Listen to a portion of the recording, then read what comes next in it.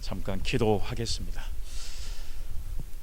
사랑과 은혜가 풍성하신 아버지 하나님, 저희들을 오늘 이 새벽에 주님의 성전으로 불러주시고 이 시간에 말씀을 함께 나눌 때에 하나님의 넘치는 은혜가 임하게 하시며 하나님의 음성을 듣고 우리가 새로움을 다시 한번 결단할 수 있는 축복의 시간이 되게 하옵소서. 오늘 또 하나님 앞에 귀한 물질을 올려드리며 영광을 드리는 사랑하는 주의 백성들을 축복하시며 저들이 드리는 이 귀한 물질에 하나님의 넘치는 축복의 은혜가 찾아 손손에게 임할 수 있도록 우리 하나님 함께해 주옵소서. 오늘 이제 새롭게 또 시작하는 8월의 첫날 첫 새벽을 하나님 앞에 올려드리는 우리 모두가 8월 한 달 동안도 하나님의 영광을 위해 살아갈 수 있는 결단과 은혜가 우리 모두에게 임하게 하옵소서. 거룩하신 예수님의 이름으로 기도 올리옵나이다. 아멘. 할렐루야. 아멘. 어제 평안하게 주무셨습니까? 예, 감사합니다. 저는 이제 하나님의 은혜로 이곳에 와서 말씀을 전할 수 있는 귀한 시간을 갖게 된 것에 감사하는 마음으로 정말 좋은 교회, 좋은 성도들을 만날 수 있었던 것도 큰 은혜다라는 생각을 가지고 감격스러운 마음을 갖고 있습니다. 물론 목사님의 목회가 많은 사람들에게 소문난 그런 모습이기도 하지만 또 직접 와서 성도들의 신앙의 모습을 보니까 정말 감사하고 또 은혜가 제가 은혜를 받는 그런 모습인 것 같아요. 이렇게 오늘 새벽에도 만날 수 있는 은혜를 주셨으니까 오늘 또 이 말씀을 함께 나누시면서 저와 여러분들이 새로워진 성도들은 어떤 삶을 살아가야 할 것인가 하는 이 문제를 오늘 이 에스라의 10장의 말씀을 함께 나누시면서 저와 여러분들이 하나님의 뜻대로 영광 가운데 살아갈 수 있는 그런 결단의 시간이 되어지기를 간절히 바랍니다. 아멘. 하나님께서는 시대마다 하나님이 필요한 사람들을 세우셨습니다. 어제도 말씀을 드린 것처럼 한 나라를 세우기 위해서 아브라함을 세우셨고 또 이제 나라의 사사들로 하여금 이스라엘을 관리하고 그리고 외적의 침입을 막을 수 있는 선봉의 역할을 감당하도록 사사들을 세우셨습니다.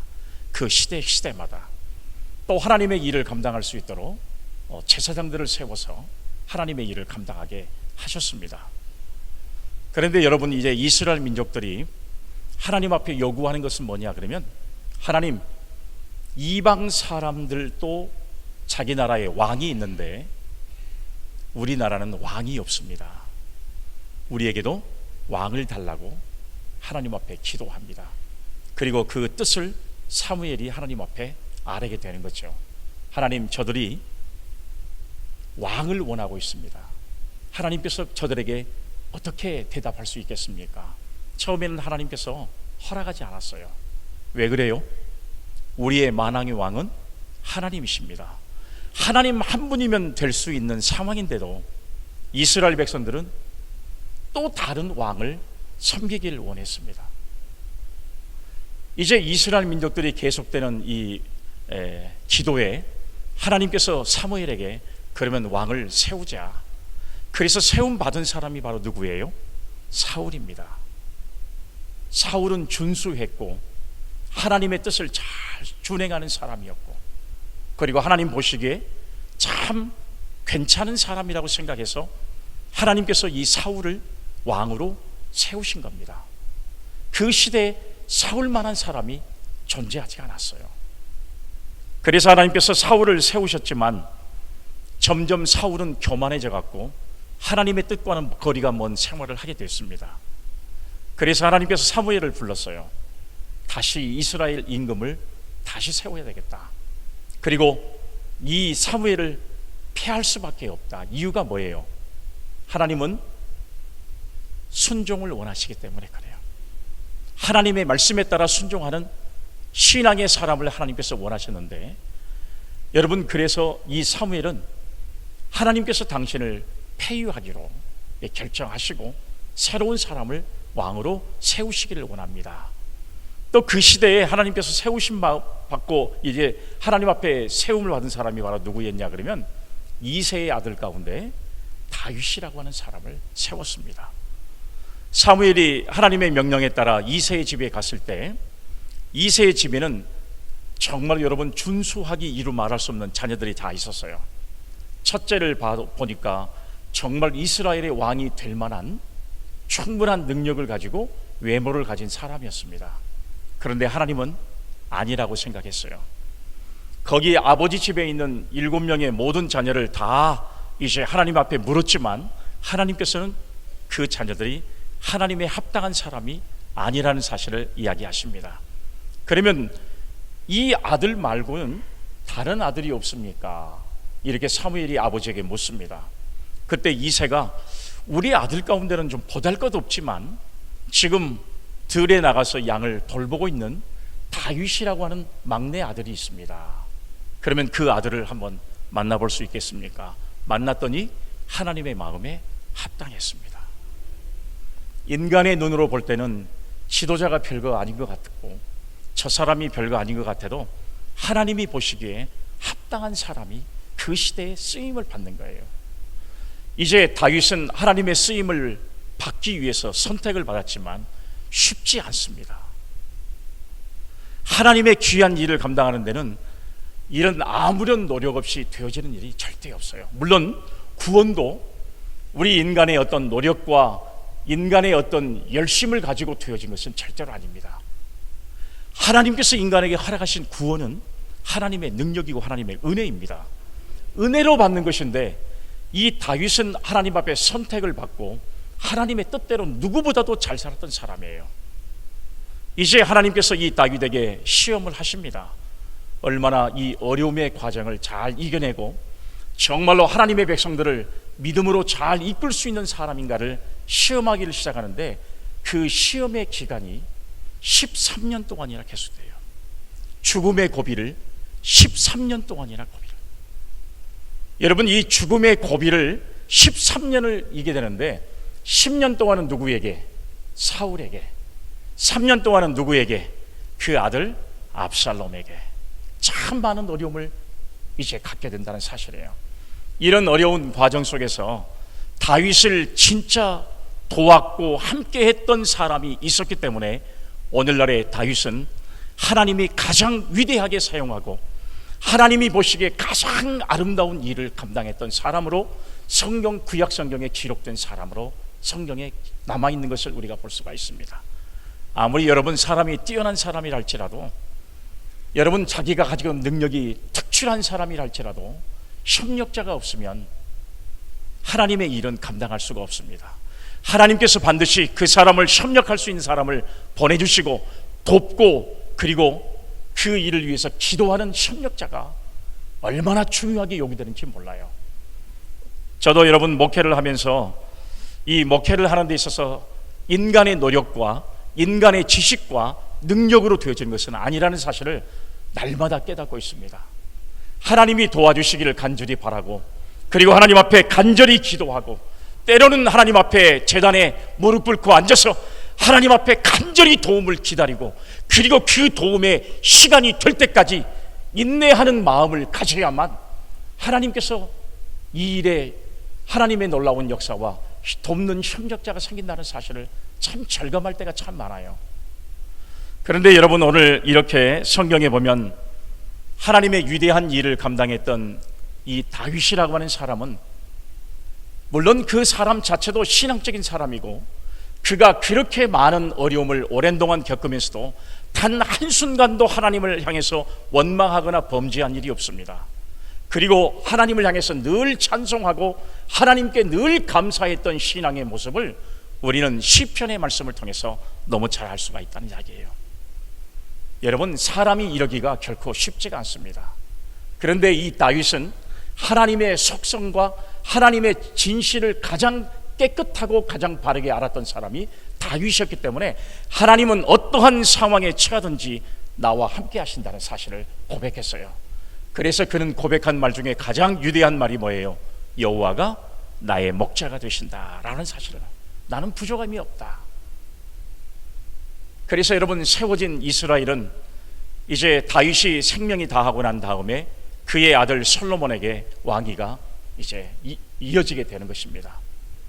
마지막에 여러분, 이제 그가 생명을 다할 때 하나님 앞에 간절히 기도하는 내용이 성경에 기록되어 있잖아요. 하나님, 내가 하나님의 좋은 집에서 사는 것이 내가 마음이 너무 아픕니다. 하나님의 집을, 내가 성전을 건축할 수 있는 그런 능력을 나에게 주십시오. 하나님께서 그에게 허락하셨어요? 아니요. 너는 집을 짓지 못한다. 반드시 너는 이제 이 성전을 준비할 준비만 철저하게 하고 너의 아들이 이 성전을 짓게 될 것이라 허락하지 않았어요. 아무리 위대하고 하나님이 가장 사랑했고 하나님께서 함께 했던 다윗이라 할지라도 하나님께서는 성전을 건축하는 일만큼은 그에게 허락하지 않았습니다. 여러분, 이제 이스라엘의 세 번째 왕이었던 솔로몬이가 아버지가 준비해 놓은 재료를 가지고 가장 최상의 것을 가지고 하나님 앞에 하나님의 성전을 건축해서 낙성식을 하는 장면들이 성경의 역대하의 말씀에 잘 기록된 것을 우리가 볼 수가 있잖아요. 여러분, 이렇게 하나님의 공동체가 잘 되어진 것 같은 역사가 이루어지는데 하나님 앞에 바로 서지 못했던 솔로몬이는 수많은 주변의 이제 민족들을 갖다가 떨게 만들고 그리고 그 땅을 점령하면서부터 이제 상대 나라로부터 조공을 받게 되는 그런 역사가 벌어지게 됩니다. 여러분, 조공을 받는다고 하는 사실은 이스라엘이 지금까지 해보지 못한 일들이 이제 이 솔로몬 왕 때 벌어지게 되는 사실입니다. 하나님께서 그 민족을 축복하셨고 하나님께서 솔로몬을 축복하셨기 때문에 하나님께서 이미 언약을 통해서 약속하신 대로 이 솔로몬에게 내가 많은 복을 주시겠다는 그 약속의 말씀을 솔로몬을 통해서 이어가시는 겁니다. 그런데 교만했던 솔로몬이는 결국은 이방 여인을 아내로 맞이하게 되고 이방 신들이 이스라엘에게 들어오게 됐습니다. 여러분, 한번 보세요. 우리가 성경의 말씀에 보면 솔로몬의 이렇게 얻어지는 후궁들이 성경에 보면 1000명에 이를 정도로 참 많은 여인을 갖다가 이렇게 아내로 맞이하게 되는 그런 하나님이 원하지 않는 역사를 이루게 됐어요. 결국은 이것으로 인해서 나라가 나눠지게 됩니다. 남유다와 북이스라엘로 나눠지게 돼요. 여러분, 이제 이 남유다와 북이스라엘로 나눠지게 됐지만 북이스라엘을 세우게 됐던 이제 여로보암은 결국에는 이제 그 생명이 다하고 난 다음에 하나님께서 세우신 아수르에 의해서 바로 여러분 이제 BC, 예수 이전이니까 BC 722년에 아수르에 의해서 멸망을 당하고 맙니다. 그 북이스라엘이 멸망을 당했던 이유가 뭐예요? 우상을 섬기고 하나님의 말씀을 알지 못하는 것이 바로 여러분 민족이 멸망을 당하는 그런 결과의 모습이었어요. 그러면 여러분, 남유다는 하나님을 잘 섬기는 신앙과 믿음으로 살아갔습니까? 아니에요. 그 시대에 여시야를 통해서 종교개혁을 이루고 하나님의 말씀으로 그들은 새로워지려고 노력을 했지만 여시야가 죽고 난 다음에 므낫세가 왕이 되고 난 이후에 그 사람들은 완전히 우상을 섬기는 나라로 변질돼 버리고 맙니다. 하나님께서 아수르를 멸망시켰던 바벨론을 통해서 이스라엘을 3번에 걸친 침공을 하게 됩니다. 그리고 남유다를 완전히 초토화를 시켜버려요.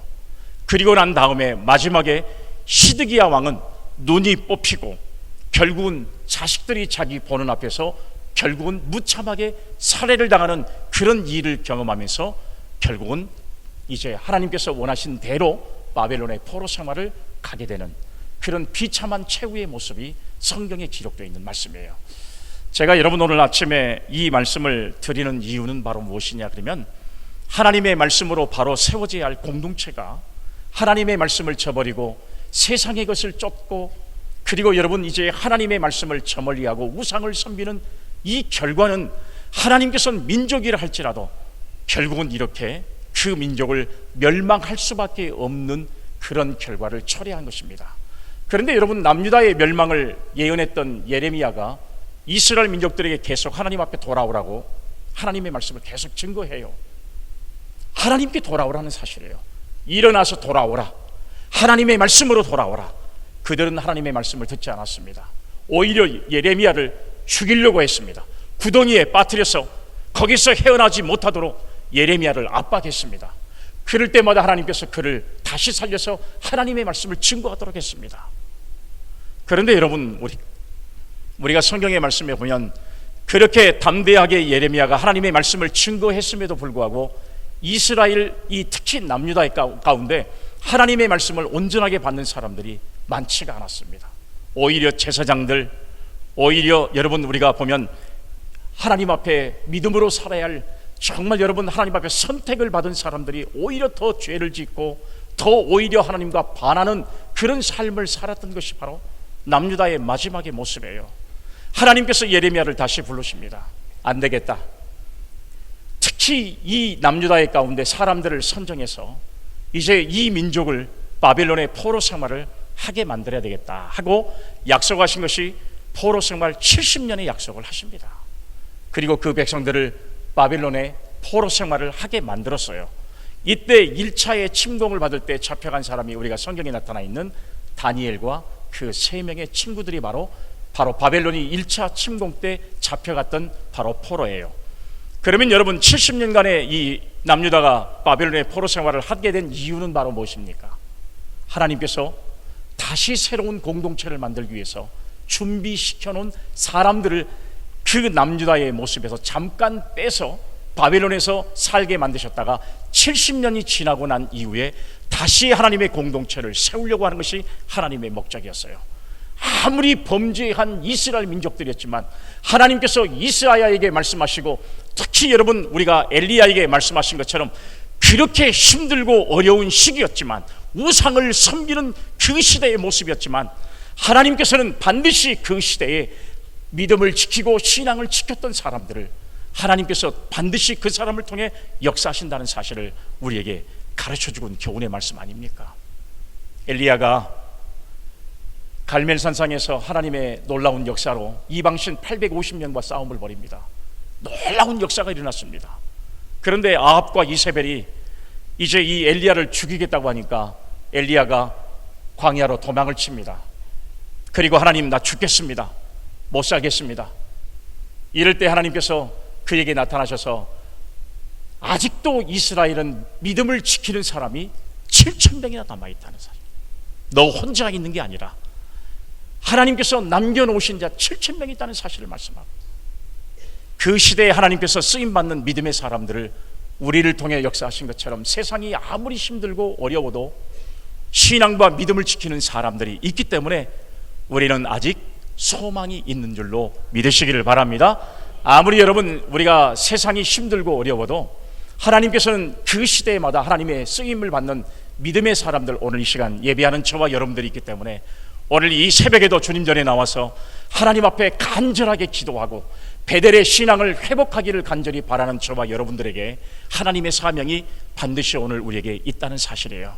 그러면 오늘 이렇게 귀한 사명을 깨닫는 저와 여러분들은 오늘 여러분, 우리가 과연 어떤 신앙의 삶으로 살아가야 할 것인가, 이 본문의 말씀은 우리에게 주는데요. 여러분, 이스라엘 백성들은 70년이 지나고 난 이후에 정확하게 이제 바벨론의 포로 생활에서 이스라엘로 돌아오게 됐습니다. 감격스러운 은혜 가운데 그들은 하나님의 영광을 찬양했습니다. 4달에 걸쳐서 그 먼 바벨론에서 이스라엘에 도착하기까지가 4달이 걸렸다고 성경에 오늘 기록되어 있습니다. 4달 동안 걸어서 광야길을 걸어서 그들이 그렇게 꿈꿔왔던 나라, 하나님께서 자기들을 축복했던 그 나라, 바로 예루살렘으로 돌아오게 됐습니다. 3일간을 지내고 새 4일째가 되던 때에 예루살렘 성에 올라가서 그들은 제일 먼저 한 일이 뭐였냐? 하나님 앞에 번제를 드리고, 성경의 말씀에 보니까 속죄제를 드렸습니다. 하나님, 우리가 하나님 앞에 범죄했습니다. 우리의 죄를 속해 주십시오 하고 속죄제를 드렸습니다. 성경의 말씀에 보면 여러분, 이렇게 하나님 앞에 예루살렘 성에서 번제와 속죄제를 드렸을 때 하나님의 마음이 감동이 됐다는 사실을 성경은 담고 있습니다. 이스라엘 민족들이 하나님의 뜻을 따라 하나님 앞에 온전히 예배하지 못하고, 하나님을 향해서 크게 찬양하지 못하고, 하나님 앞에 떳떳이 예배하지 못했던 바벨론의 70년간의 상황을 종지부짓고 정말로 그렇게 그리던 고국에 돌아와서 하나님 앞에 첫 예배를 드렸을 때 그 감격이라고 하는 것은, 여러분 얼마나 그 감격이 뜨거웠는지를 한번 생각해 보세요. 하나님 앞에 마음대로 찬양했습니다. 하나님 앞에 마음대로 소리를 질렀습니다. 하나님 앞에 기쁨과 감격을 전부 하나님 앞에 쏟아냈습니다. 감격스러운 마음으로 울고 불고 하나님 앞에 번제와 속죄제를 드리면서 하나님, 우리가 범죄하여 하나님 앞에 이제 죄를 지어서 우리는 70년간의 포로 생활을 감당했습니다. 이제는 다시는 그런 죄를 짓지 않고 하나님의 뜻대로 살기를, 정말로 이제 우리의 죄를 용서해 달라고 간절히 기도했던 모습이에요. 그런데 여러분, 성경의 말씀에 보면 그들이 그런 감격과 은혜를 계속 누리고 살아갑니까? 아니에요. 성경의 말씀에 이후의 말씀을 보면 그들은 나중에 큰 문제가 발생하게 됩니다. 이방 나라에서 생활했던 생활을 버리지를 못하는 겁니다. 익숙했던 이방 사람들의 생활을 버리지를 못하는 거예요. 옛날의 생각이 다시 나타나게 되는 것과 똑같습니다. 여러분, 이렇게 하나님의 은혜 가운데 성령 충만의 삶을 믿음으로 계속 감당하고 산다는 것이 결코 쉬운 일은 아닌 것 같아요. 특히 여러분, 이 세상에서의 삶은 더 그런 것 같습니다. 우리가 여러분 이 땅에서 얼마나 믿음으로 잘 살았느냐에 따라서 하나님께서는 착하고 충성된 종이라고 하는 사람에게 하나님께서 약속하신 대로 하나님의 나라를 허락하십니다. 하나님의 나라는 슬픔도 없고 괴로움도 없고 염려도 없고 근심도 없는 나라예요. 거기는 오직 찬송과 하나님 앞에 예배하는 것만 있는 나라예요.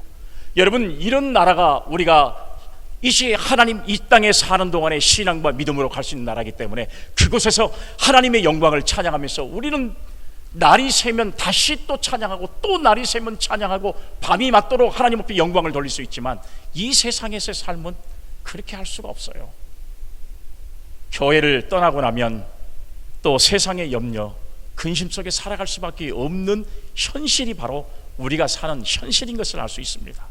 아무리 신앙과 믿음으로 세상의 염려를 다 주님 앞에 맡기세요. 수고하고 무거운 짐진 자들아 다 내게로라, 내가 너희를 쉬게 하리라 하지만, 인정하지만 교회 밖을 나가면 세상의 염려와 근심 속에 살아갈 수밖에 없는 것이 우리의 현실인 것을 여러분, 우리가 다 알고 있잖아요.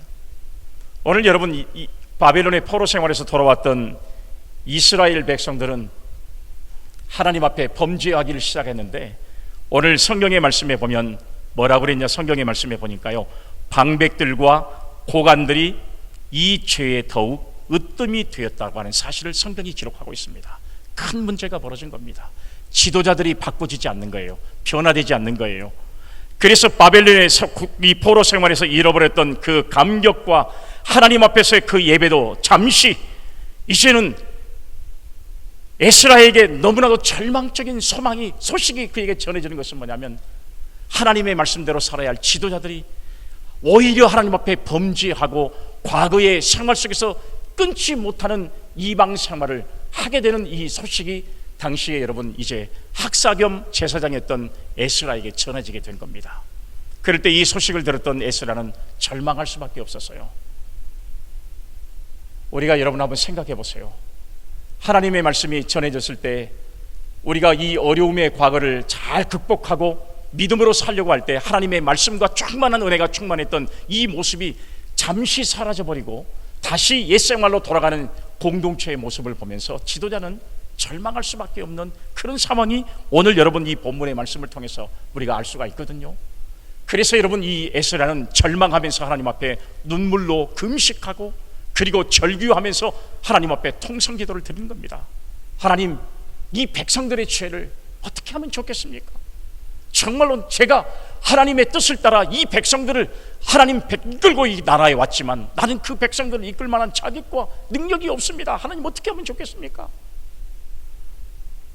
오늘 여러분, 이럴 때 이 에스라를 위로했던 한 사람이 오늘 성경에 등장을 합니다. 이렇게 하나님 앞에 쓰임을 받았던 에스라 선지자였지만 에스라도 백성들의 이방 생활을 끊지 못하고 절망 가운데 있는 그 모습을 바라보면서 절망하고 있을 때에 그 에스라를 도왔던 사람이 바로 누구냐? 그러면 오늘 성경에 나타나 있는 바로 스가냐라고 하는 사람이 한 사람이 등장을 합니다. 여러분, 성경에 보면 위대한 일을 감당했던 사람들 뒤에는 반드시 이렇게 협력했던 협력자들의 이름이 성경에 기록되어 있어요. 이런 사람들의 이야기는 많이 또 또 특별히 큰 일을 기록한 게 아니에요. 그 시대에 하나님 앞에 쓰임받는 사람을 격려하고 위로하고 함께하고 목숨을 바쳐서 도왔던 사람들의 이야기가 성경에 자주 등장하는 것을 우리가 볼 수가 있는데요, 바로 여러분 이때 등장했던 사람이 바로 스가랴라고 하는 사람인 것을 알 수가 있습니다. 여러분, 우리가 신앙과 믿음을 회복하는 사람들은 어떤 신앙의 삶을 살았으면 좋겠냐? 물론 다 에스라와 같은 신앙의 사람으로 다 지도자의 삶을 살면 좋겠지만, 그러나 더 중요한 것은 그런 지도자를 정말로 격려하고 아직 이스라엘은 소망이 있습니다 하면서 위로할 수 있는 진정한 위로자가 되어지는 것이 바로 하나님이 원하시는 성도의 모습이 아닌가 하는 생각을 가져봐요.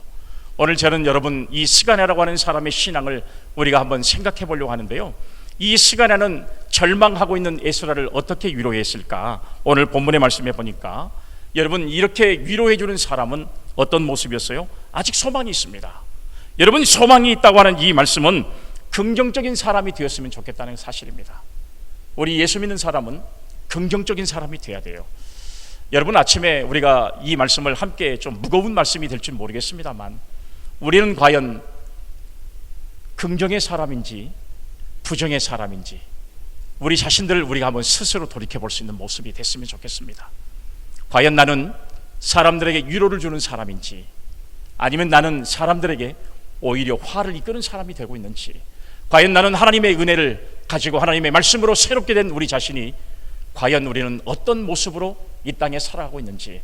어떤 사람들은 보면 하나님의 말씀과 은혜 가운데 살면서 성령 충만의 삶으로 성령의 은혜를 이렇게 가지고 살아가는 사람이 있는가 반면에, 어떤 사람들은 정반대의 인생을 살아가는 사람도 있습니다. 이런 사람들은 절대 긍정적일 수가 없어요. 다 이런 사람들은 원망하고 불평하는 마치 이스라엘 백성들과 똑같습니다. 조그마한 어려움이 생기면 이스라엘 백성들은 하나님을 향해서 원망했고 모세를 향해서 원망했던 모습들을 우리가 여러분 이 모세오경의 말씀을 통해서 너무 잘 알 수 있잖아요. 그런데 오늘 여러분, 우리는 스가랴 같은 사람이 되기 위해서는 우리는 긍정의 사람이 되어야 한다는 사실이에요. 절망하고 있는 이 에스라 선지자에게 아직 이스라엘은 소망이 있습니다. 소망이 있다는 이 말이 얼마나 여러분 이 에스라 선지자에게 힘이 되는 말씀인지 몰라요. 오늘 사랑하는 여러분, 목회를 하다 보니까 저도 때로는 절망할 때가 참 많습니다. 목회자의 절망은 어떨 때가 가장 큰 절망이냐 그러면, 하나님의 말씀을 간절하게 외치고 변화되기를 간절히 소망하고, 그리고 그들을 위해서 열심히 교육했는데도 변화가 되지 않을 때 목회자는 가장 절망하는 것 같아요. 아무리 하나님의 말씀을 증거해도 그들은 변화가 되지를 않는 모습이에요. 물론 여러분 성도들이 저에게 이런 말을 합니다. 목사님, 콩나물을 물을 아무리 부어도 콩나물이 쑥쑥 큰 것 같지 않지만 시간이 지나고 나면 이렇게 커져 있는 모습을 볼 수 있잖아요. 말은 좋습니다. 참 말은 잘할 수 있는 것 같아요. 물론 여러분 그럴 수 있다고 생각해요. 그러나 이 목회자의 모습에서 보면 정말 여러분 교회가 어떠한 문제가 닥치거나 큰 일을 행할 때에 정말로 신앙적으로 목회자를 협력하고 함께 할 수 있는 사람들이 전부 같이 이렇게 아직 우리에게는 희망이 있습니다. 목사님 하실 수 있습니다. 긍정의 사람들이 많아질 때에 여러분 목회는 신바람이 나지만 아무리 외쳐도 성도들이 움직이지 않을 때는 절망할 수밖에 없는 모습이 목회자에게도 있습니다. 그럴 때 여러분 스가랴 같은 사람이 필요해요. 목사님 할 수 있습니다. 아직도 우리에게는 소망이 있습니다. 할 수 있습니다. 오늘 여러분 우리 중동교회는 그런 신앙과 믿음을 가진 사람들이 오늘 다 모인 것 같아요. 아마 목사님이 매 시간마다 꼭 출석 체크할 테니까 참석하라 이렇게 하지 않아도 자발적으로 다 나오신 분들이에요. 여러분 아무리 이야기합니다. 오늘 강사가 오시니까 아멘 좀 하소, 아멘 좀 하세요. 제가 아무리 강조해도 안 합니다. 제가 강단에 앉아서 아멘 좀 하라고 이야기를 해도 안 하는 거예요. 이게 습관이 안 되고 잘 안 되다 보면 잘 안 되는 경우들이 많아요. 오늘 여러분들은 아멘 하라고 강조하지 않았어도 이렇게 아멘을 하시는 거예요. 목회자의 마음은 그런 것 같아요. 성도들에게 하나님의 은혜를 받기를 간절히 바라고 변화되기를 간절히 바라는 마음, 이 수련의 기간을 통해서 특별히 집회를 통해서 우리에게 주신 하나님의 말씀으로 우리가 새로워지기를 간절히 원하지만 하나님의 말씀에 따라 움직이지 않는 일반의 사람들이 있어질 때에 정말 절망할 수밖에 없는 거예요. 제일로 여러분, 목회자의 걱정은 뭐냐면 집회를 열어놓고 사람들이 안 모이면 어떻게 할까, 제일 걱정입니다. 주일날이면 왜 있어야 할 사람이 오지 않지? 그분이 교회에 들어올 때까지는 예배 인도하면서도 걱정이 될 때가 참 많아요. 무슨 일이 있을까?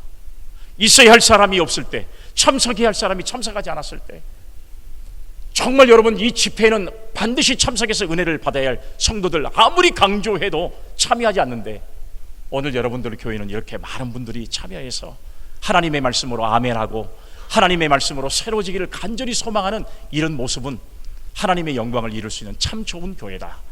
저는 여러분, 오늘 이제 마지막 낮의 시간에 좀 여러분들 이제 좀 우리가 예배의 좀 경건을 좀 벗어나면서 좀 재밌는 이야기를 같이 좀 나누면서 우리가 마지막에 우리는 정말로 새로워진 사람들은 어떤 삶을 살아야 할 것인가, 이 부분에 관한 이야기를 하면서 좀 많이 웃었으면 좋겠다는 생각을 가지고 제가 이야기를 하려고 하는데요. 오늘 여러분, 우리가 그런 것 같아요. 긍정의 사람이 많아지는 교회는 희망이 있습니다. 믿습니까? 아멘. 할 수 있다고 생각하는 사람들이 있는 교회가 잘 되는 교회예요. 목사님 힘을 내세요. 목사님 우리가 할 수 있습니다. 이런 교회가 정말 힘 있는 교회가 되는 것이, 여러분 헌금 많이 하는 교회, 성도들 문의만 많이 모이는 교회가 중요한 교회가 아니에요.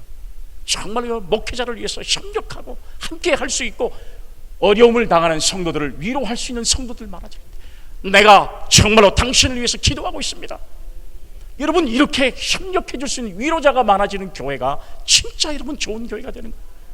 그러니까 어려움을 당해보면 그 교회 성도들의 신앙의 수준을 우리가 금방 알 수가 있어요.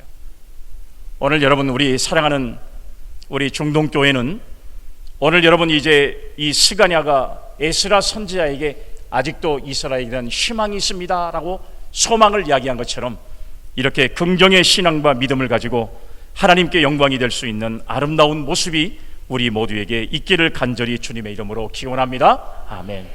여러분, 우리가 보면 범죄로 인한 절망보다도 회개로 인한 소망이 언제나 큽니다. 범죄로 인한 진노보다도 회개로 인한 용서가 오히려 더 컸던 것입니다.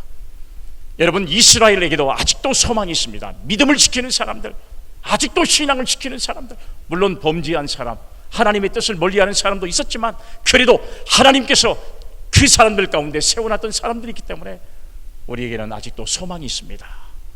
오늘 여러분, 이런 긍정의 신앙과 믿음을 가지고 승리하는 하루가 되기를 주님의 이름으로 기원합니다. 아멘. 두 번째는, 여러분 소망을 주는 사람은 어떤 사람이냐, 위로의 사람이 되어야 한다는 사실이에요. 오늘 여기 말씀해 보니까 4절에 일어나소서라는 말씀이 있어요. 일어나소서. 여러분, 제가 어저께 우리가 일어나 베델로 올라가자 이런 말씀을 드린 적 있죠? 그런 것처럼 여러분, 일어나라 이 말씀이에요. 일어나라. 이 말씀은 위로자가 되는 말씀이에요. 위로자가 되는 말씀. 하나님의 전 앞에 울며 눈물로 기도하고 있는 에스라에게 당신 일어나라 라고 이렇게 격려의 말, 위로의 말을 해주는 사람은 바로 스가랴밖에 없었어요. 스가랴였습니다. 지금 오늘 이렇게 절망하고 눈물로 있으면서 백성들에게 절망을 줄 수 있는 지도자가 돼서는 안 된다. 당신이 할 일은 지금 절망하고 눈물을 짓고 통성기도하면서 하나님 앞에 눈물 짓는 그런 모습이 아니라 오히려 백성들에게 희망을 주고, 그리고 백성들에게 다시 일어설 수 있도록 용기를 주는 그 역할이 바로 지금 당신이 해야 될 역할입니다. 여러분, 이렇게 희망을 주면서 오늘 여러분 스가랴는 이렇게 에스라를 하나님의 말씀으로 다시 세워질 수 있도록 깨웠다는 사실이에요. 목회자는 절망하지 않는 법이 있습니까? 없어요. 목회자도 때로는 힘들고 어려울 때가 많습니다. 아까도 말씀을 드렸지만 교회가, 여러분 저도 이제 부임하고 난 이후에 조금 어려움도 있었어요. 이 어려움을 경험할 때에 정말 여러분 비난하고 서로 성도들끼리 서로 다투어하는 이런 모습을 보면서 절망감을 느낄 때가 많았었거든요.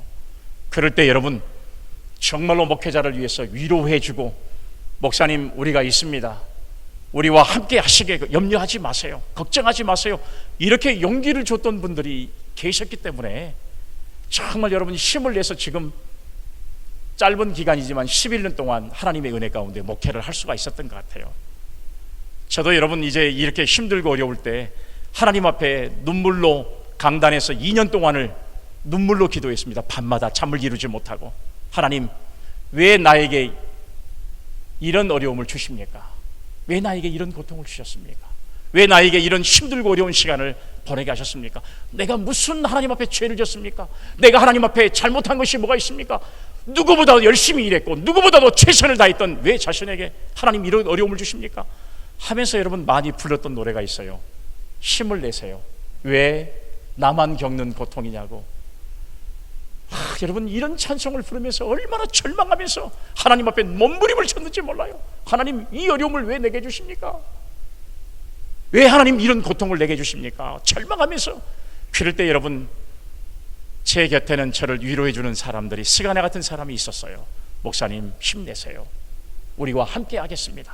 목사님을 돕겠습니다. 협력하겠습니다.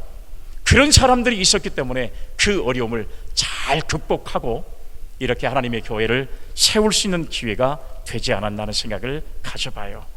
오늘 여러분, 아무리 세상이 변하고 아무리 세상이 우리가 많이 변해서 세상을 쫓아가는 사람들도 있지만, 이렇게 하나님께서 남겨놓으신 신앙의 사람들, 특히 하나님의 명령에 따라 준행하며 사는 사람들, 그리고 하나님의 말씀을 정말로 여러분 이제 두려워하고 떨면서 하나님의 말씀대로 살려고 하는 사람들이 반드시 존재합니다. 그런 사람들이 있기 때문에 이 스가랴는 예스라를 향해서 위로의 말씀을 주면서 힘을 내라, 일어나라. 반드시 우리에게 하나님께서 주신 사명이 있기 때문에 그 사명을 감당하기를 원합니다. 용기와 희망을 줬던 이런 모습을 우리는 여러분 성경을 통해서 발견할 수 있잖아요. 사랑하는 여러분, 우리는 소망을 주는 사람이 되기를 간절히 소망합니다. 여러분, 누구에게든지 소망이 돼야 돼요. 성도들에게도 소망을 주는 사람, 특히 여러분 목사님에게 힘을 줄 수 있는 사람. 저는 여러분 어제 정말로 감격적인 모습은, 이제 여러분 처음으로 장로님들을 전부 식사 자리에서 만나게 됐어요. 저 전라도 말로 쫄았습니다. 정말 장로님들이 이렇게 다 모이셔서 부족한 사람인데 함께 이렇게 식사를 나눌 수 있다는 것은 정말 여러분 참 어느 교회에서도 요즘에는 볼 수가 있는 상황이 아니에요.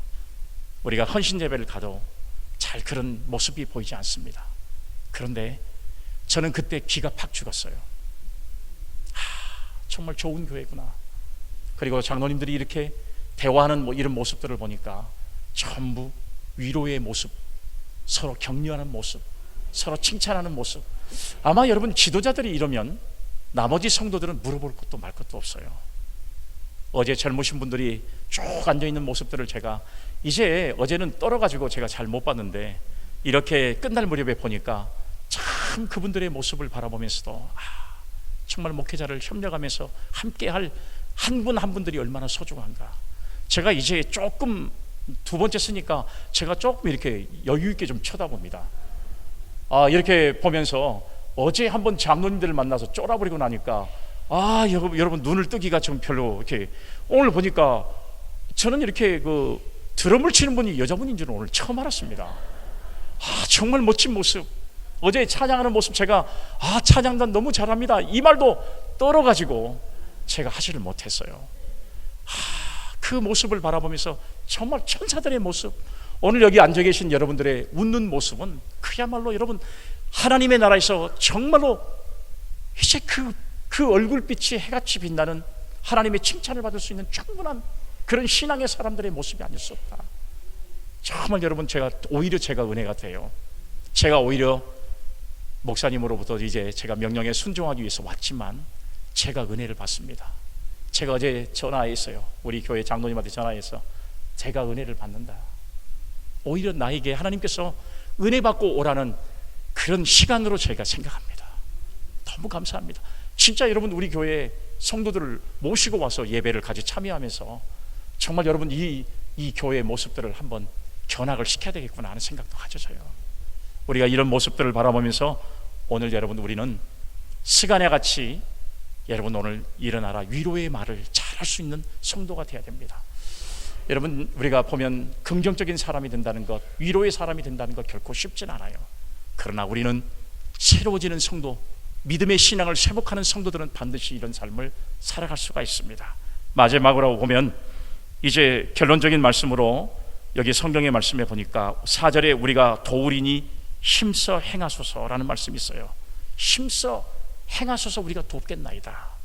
이건 협력자가 되겠다는 말씀 아니에요. 여러분, 누구에게든지 특히 교회의 협력자가 될 수 있는 성도가 되어지시기를 바랍니다. 하나님의 명령을 떨면서 준행하는 자들의 은원을 쫓습니다. 그들이 행했던 죄악이 뭐였냐 그러면 이방 나라에서 이제 아내를 데려오고 그리고 거기서 출생했던 아이들을 데려와서 이방 생활을 계속 이어가는 모습이 여러분 에스라의 눈에 보였을 때 절망할 수밖에 없었잖아요. 하나님의 말씀이 전혀 없는 모습이에요. 이럴 때 에스라가 절망하고 있던 소리를 사람들이 듣게 됐습니다. 그럴 때 스가랴가 여러분 이제 협력자가 우리가 되겠습니다 하고 결단을 해요. 그리고 나서 온 이스라엘 사람들이 이제 이 에스라의 말씀을 듣고 난 이후에 결단을 하게 되는데, 성경의 말씀에 보면 우리가 에스라 선지자의 말에 따라서 그대로 하겠습니다. 과감하게 청산하겠습니다. 이방 여자들을 다 돌려보내겠습니다. 이방에서 출생한 아이들을 다 이방 땅으로 돌려보내겠습니다. 신앙의 종교 개혁이 벌어지는 이 엄청난 현상, 한 공동체를 세우는 이 엄청난 일에 여러분 에스라가 물론 위대한 지도자였지만 에스라를 도와서 협력했던 이 스가랴의 역할이 얼마나 위대했는지 몰라요. 오늘 여러분 하나님의 교회를 세워가는 일도, 우리가 여러분 세상에서 가정을 세워가는 일도, 여러분 우리가 살아가는 어떤 삶의 공동체를 세워가는 일도 마찬가지입니다. 한 사람의 역할이 얼마나 중요한지 몰라요.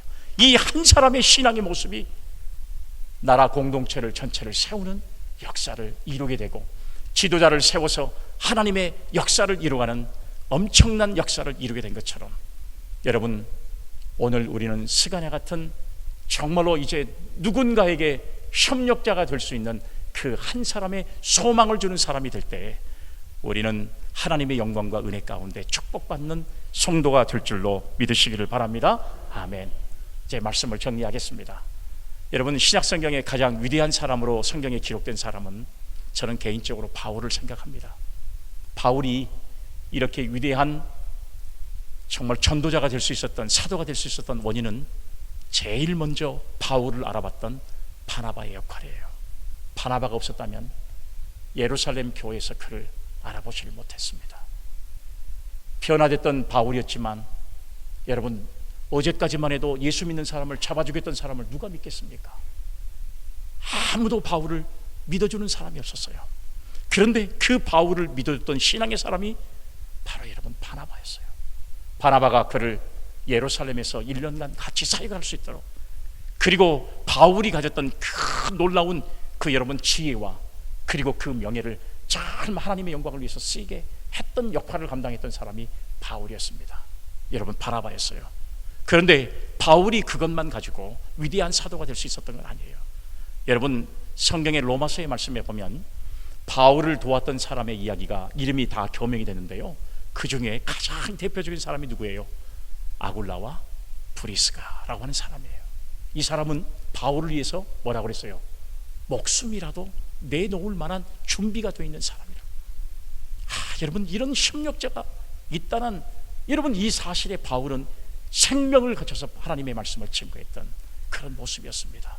오늘 우리도 또 이런 누군가의 협력, 여러분 하나님의 교회 일을 하는데 협력, 목사님이 어떤 일을 감당할 때 이런 협력자가 되어줄 수 있다는 것은 얼마나 큰 힘이 되는 놀라운 시너지 효과가 되는지 몰라요.